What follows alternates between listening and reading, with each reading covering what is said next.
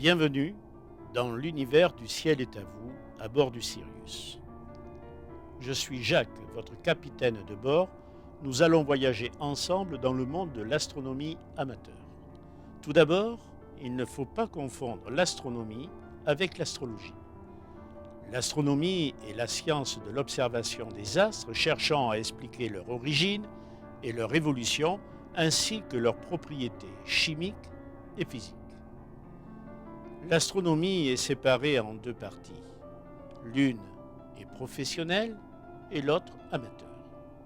Intéressons-nous à la deuxième partie de l'astronomie qui est pratiquée à titre de loisir par un large public d'astronomes amateurs. Les astronomes amateurs observent une variété d'objets célestes au moyen d'un équipement qu'ils achètent dans un magasin spécialisé ou qu'ils construisent parfois eux-mêmes. Les observations les plus communes pour un astronome amateur sont la Lune, les planètes, les étoiles, les comètes, les essaims météoriques, ainsi que les objets du ciel profond que sont les amas stellaires, les galaxies et les nébuleuses. L'astronomie remonte au-delà de l'Antiquité dans les pratiques religieuses préhistoriques. L'astronomie a joué un grand rôle dans l'histoire de l'humanité et notamment dans le commerce maritime entre les civilisations. Le marin naviguant en haute mer de jour pouvait s'orienter au soleil. De nuit, il se dirigeait avec le concours des étoiles. Je vous invite à parcourir ensemble quelques instants de son histoire.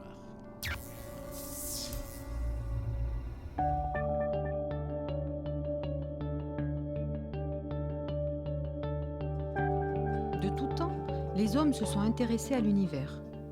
Il n'est pas impossible que l'astronomie ait pris naissance au Paléolithique avec les hommes de Cro-Magnon, puisqu'il fut découvert un os sculpté représentant les différentes phases et positions de la Lune depuis le lieu où l'os gravé fut découvert. Tout laisse penser que c'est en Égypte, 3000 ans avant notre ère, que l'étude du ciel naquit. Malheureusement, les prêtres ont gardé jalousement pour eux le résultat de leurs observations. Par contre, 2500 ans avant Jésus-Christ, les Chinois vont observer le ciel pour le compte de l'empereur et de l'astrologie. Ce sera vers le VIe siècle avant notre ère que le philosophe grec Anaximandre parlera de l'inclinaison de l'axe de la Terre et de sa relation avec l'équateur, plus connu sous le terme d'obliquité de l'écliptique, ce qui lui fera dire que le ciel paraît tourner autour de l'étoile polaire. Suite à la question que je vous ai posée sur la passerelle du Sirius, pouvez-vous mieux nous expliquer la différence entre l'astronomie scientifique et celle de l'amateur ? La pratique de l'astronomie se découpe en deux parties. L'astronomie scientifique a pour objectif soit de produire un résultat, d'infirmer ou de confirmer une théorie, mais aussi de repousser et d'en apprendre plus dans le domaine de l'astrophysique. L'astronomie scientifique devient alors un moyen, un support pour trouver des explications rationnelles pour approfondir notre savoir, une discipline qui nous permet de remonter le temps, de connaître les origines de la vie sur Terre, de prédire aussi l'évolution future de notre système solaire et des astres. Notre système solaire se compose d'une étoile, notre Soleil, et de 8 planètes gravitant autour de lui. Les 4 plus proches de ce dernier sont dites telluriques ou encore rocheuses et se nomment dans l'ordre. Mercure, Vénus, la Terre et Mars. Les 4 suivantes sont gazeuses et venant après Mars, nous avons Jupiter, Saturne, Uranus et Neptune. La petite dernière, plus éloignée, s'appelant Pluton, a été déclassifiée en planète naine. Au mois d'octobre 2012, nous avons découvert plus de 840 exoplanètes confirmées au-delà de notre système solaire dans notre galaxie.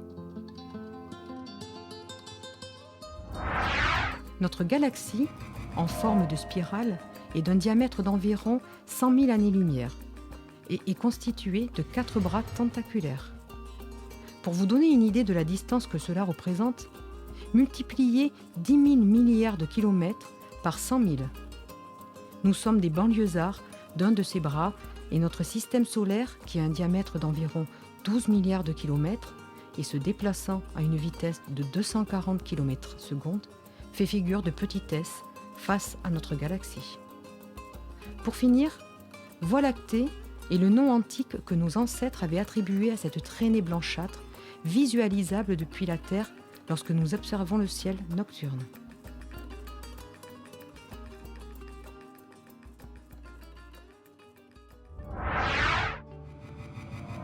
Faisons un peu de fiction pour mieux comprendre le concept de l'année-lumière. Quand j'avais l'âge de 6 ans, j'aimais regarder avec mes petites jumelles les étoiles brillantes et elles me semblaient si proches que l'une d'entre elles attirait mon regard par son éclat orangé. Cette étoile, dont je ne savais pas le nom, se nommait Arcturus dans la constellation du Bouvier et venait de mourir dans une supernova. Mais pour moi, cette dernière était toujours dans mon champ de vision et continuait à briller de 1000 feux.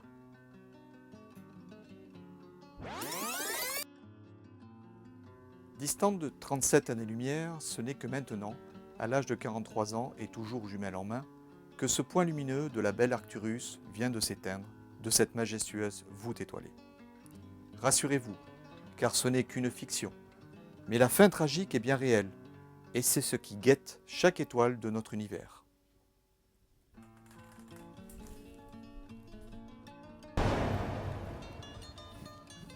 Alors, ces étoiles sont si nombreuses que nous pourrions remplir une grosse baignoire d'environ 1 mètre cube de grains de sable afin de mieux imaginer les 200 milliards de soleils de notre Voie lactée. Nous estimons qu'il n'y aurait pas assez de grains de sable sur Terre pour représenter chaque étoile dans notre univers. Cela est titanesque et dépasse notre pouvoir d'imagination.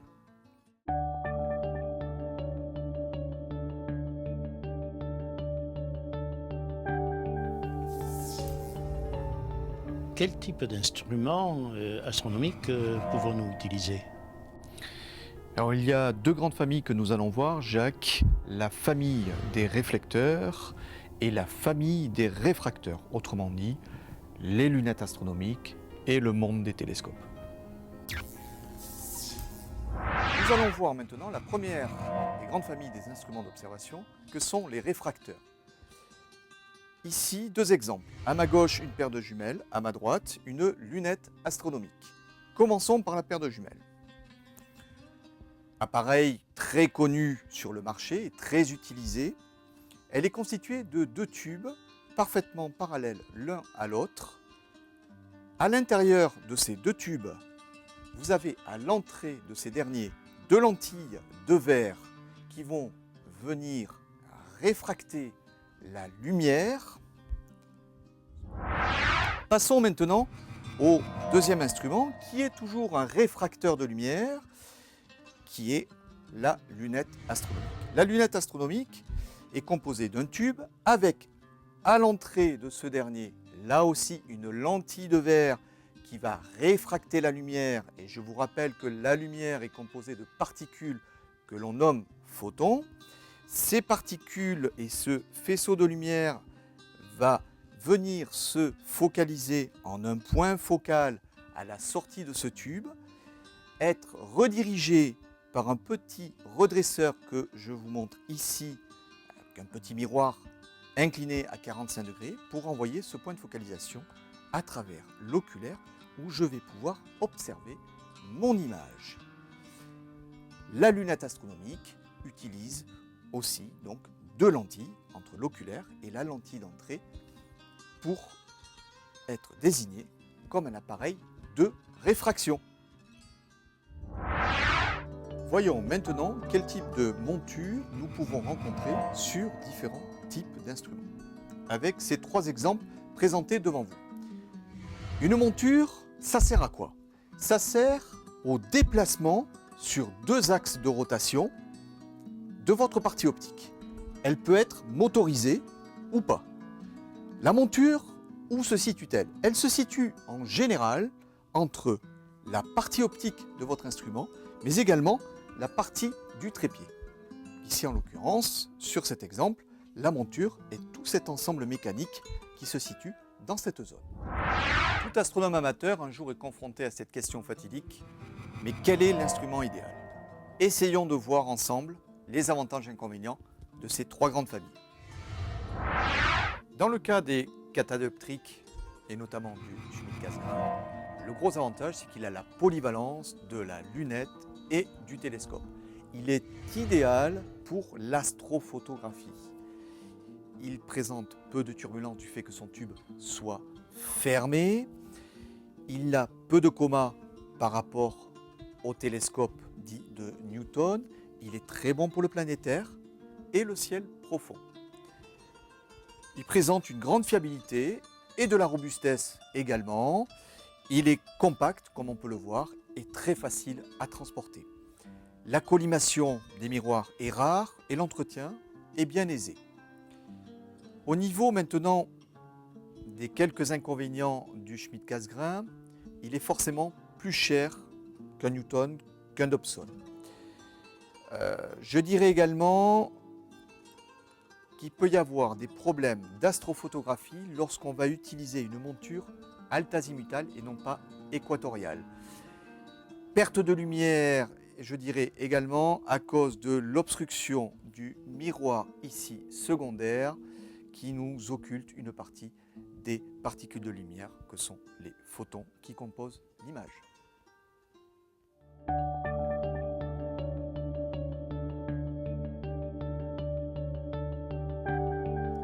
Le premier élément que l'on doit regarder est bien évidemment la météo. Des sites comme la chaîne Météo ou encore Météo France vous donneront leurs prédictions locales par téléphone ou internet tout en ayant la possibilité d'avoir une météo de montagne pour ceux qui ont la chance d'habiter à proximité afin de fuir la pollution lumineuse des villes.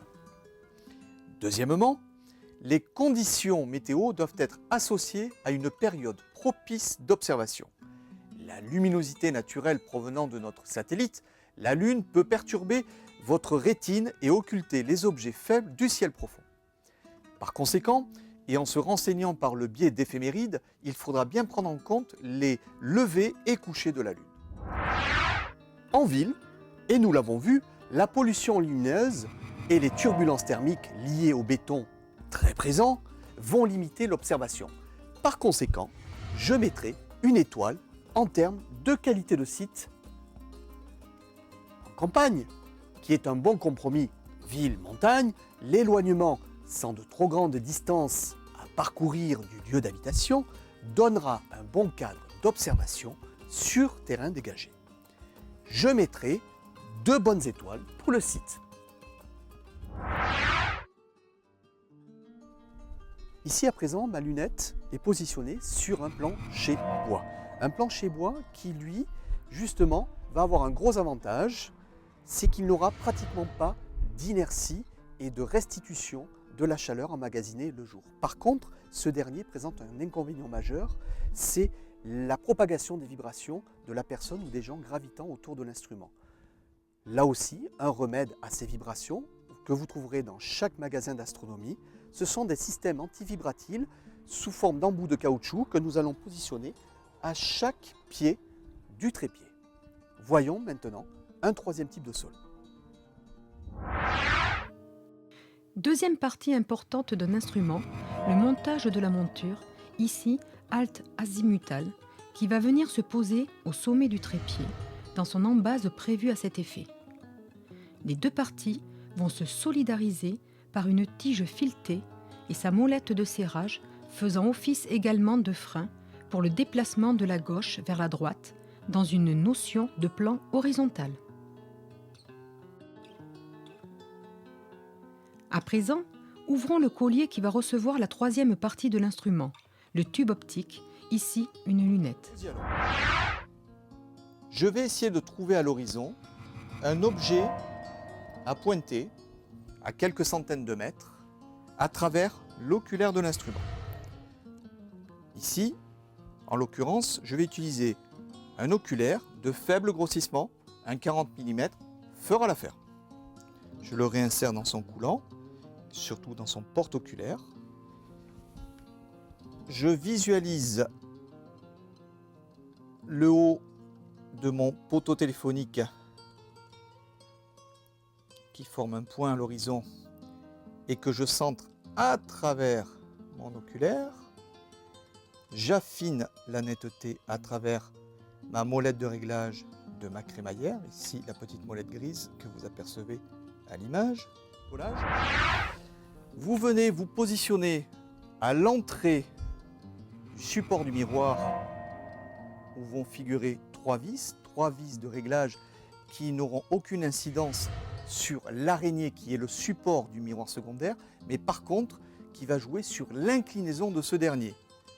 Avec mon tournevis, je vais pouvoir tourner tout doucement de la gauche vers la droite afin d'aligner mon point rouge qui est ni plus ni moins que mon laser, mon faisceau laser, sur le centre représenté par une pastille blanche de mon miroir primaire.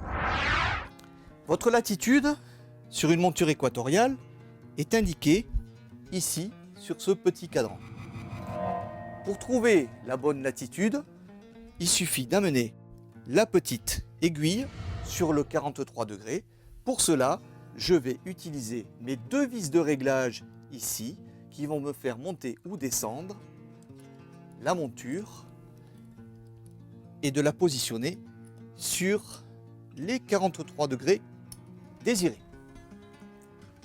Maintenant que ceci est terminé, nous allons pouvoir vérifier à travers cette petite pièce que l'on appelle le viseur polaire, qui n'est ni plus ni moins qu'un petit chercheur équipé d'un réticule en forme de croix à l'intérieur, et vérifier si nous voyons l'étoile polaire à l'intérieur.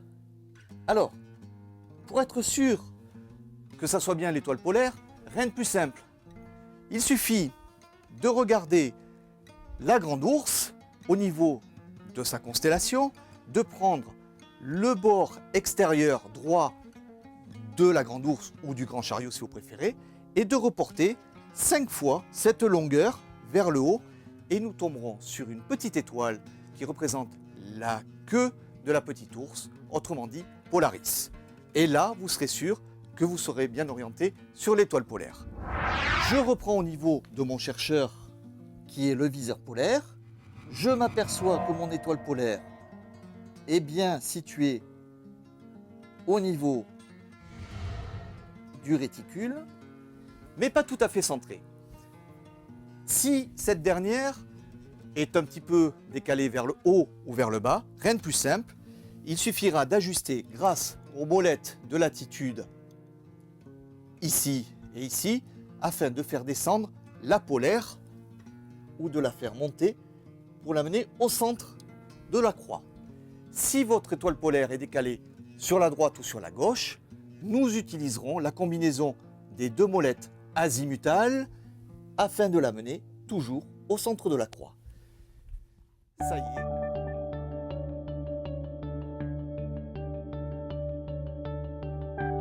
Pour éviter de vous retrouver perdu au milieu de toutes ces étoiles au-dessus de votre tête, il est indispensable de disposer d'une carte du ciel comme ceci pour bien débuter, ou encore sous forme d'éphéméride comme cela.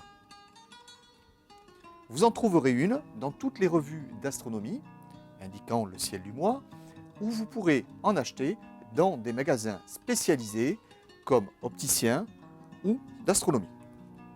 Les cartes du ciel sont très souvent rondes et quelques explications sont nécessaires afin de bien les prendre en main. Cette carte du ciel comprend deux disques ou couches superposées glissant l'un sur l'autre par un axe en son centre. La première représente le ciel étoilé situé et visible dans la zone ovalisée et l'autre donne les heures et points cardinaux. Premièrement, la première chose à faire est de tourner le disque des heures, attention au temps universel, en face de la date choisie. Deuxièmement, il faut maintenant positionner la carte au-dessus de votre tête en mettant bien la lettre N, qui correspond à minuit sur celle-ci, au nord géographique, et de même avec la lettre S, qui correspond à midi sur la carte, en direction du sud géographique. Le coulant, qui est un standard de diamètre porte-oculaire, d'un oculaire au 31,75 mm, n'aura pas le même coût qu'un 50,8 mm de diamètre. La bonnette en caoutchouc accompagnant un oculaire est souvent un plus dans la notion de confort d'observation de l'œil. Attention, la non-utilisation de ces filtres dans l'observation directe du Soleil par un instrument astronomique ou non peut entraîner la cécité partielle ou totale du champ visuel humain et cela est irréversible. Ne laissez jamais traîner un instrument à la portée d'un enfant comme une paire de jumelles, un téléobjectif d'appareil photo, par exemple. Enfin, des filtres anti-pollution lumineuse existent comme les Skyglow ou LPR, Light Pollution Reduction, ou encore le filtre UHC qui augmente le contraste et par conséquent les détails.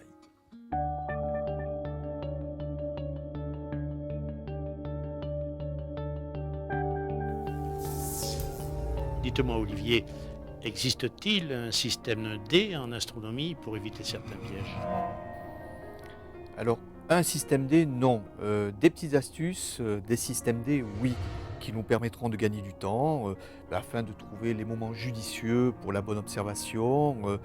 Et je vous donnerai quelques petits trucs tels que le pouce pour se reconnaître le premier d'un dernier quartier de lune, par exemple. Une astuce bien connue des astronomes amateurs pour se souvenir de l'ordre de nos planètes de notre système solaire est la suivante. Me voici toute mignonne. Je suis une nouvelle planète. La première lettre de chaque mot est la première lettre de chaque planète en partant de la plus proche du Soleil et en s'éloignant ensuite. Nous avons alors me avec M pour Mercure, voici avec V pour Vénus et ainsi de suite, en vous rappelant tout de même que la petite dernière n'est plus une planète mais a été déclassifiée comme planète naine. En repartant de Polaris et en projetant toujours 5 fois la même distance que vous aviez effectuée de la Grande Ourse jusqu'à la Petite Ourse, vous tomberez alors sur une étoile brillante qui constitue avec 4 autres un grand W de la constellation de Cassiopée.